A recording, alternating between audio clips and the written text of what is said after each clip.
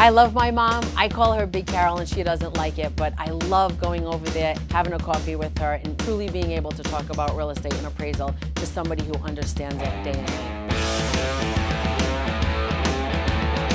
It's awesome being able to have my mom there to call her for questions and answers. It's not very normal to call her and say, hey, can you do an appraisal for me? Because that would be a conflict of interest. But it's nice to know that if I'm trying to comp out a house or I'm struggling trying to look for the right comps for that property, I can always call her and within 20 minutes I have exactly what I need. Which is great because I knew if somebody hired an appraiser, my mom is looking at the same data that they're looking at, so I have kind of inside scoop of everything. So I went by the house this morning and took a walk around the property. The decks look like they're falling off, there's peeling paint everywhere. So if the appraisal hits your desk, what's essentially going to happen? What type of buyer do I really need to find this property? Well, you can't go a conventional mortgage, you can't go an FHA.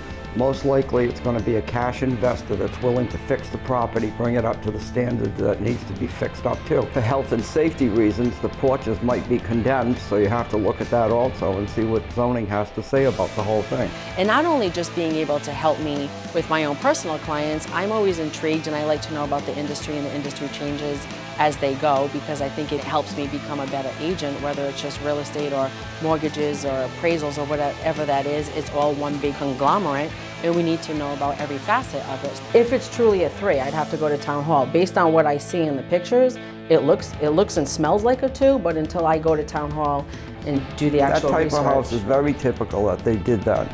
They split it up into 3 units. Really? Yes, because they were all built as 2s. I'm surprised it was built in 18-something, so that makes sense. It was built as a 2, it wasn't built as a 3. If you look at records, somewhere along the line you'll see where something was converted, if they did it legally. However, if they didn't, you can always tell by the fixtures in the bathroom and the fixtures in the kitchen, when was this done? You got pink tiles and you know it was done in the 50s. So sometimes the towns don't always have accurate records. If it was built, for example, in the 50s, it's pre-existing, it's been there for umpteen years, they'll declare it as a 3.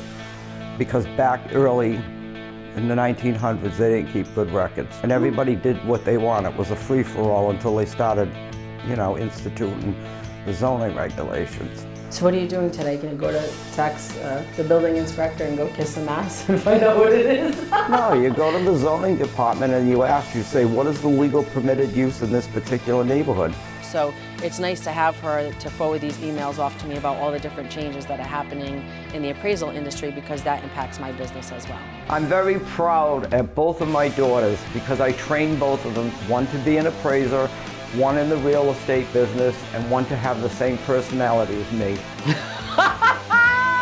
That's a wrap. Hey, if you want me to do any kind of commercials or anything else, I'm available.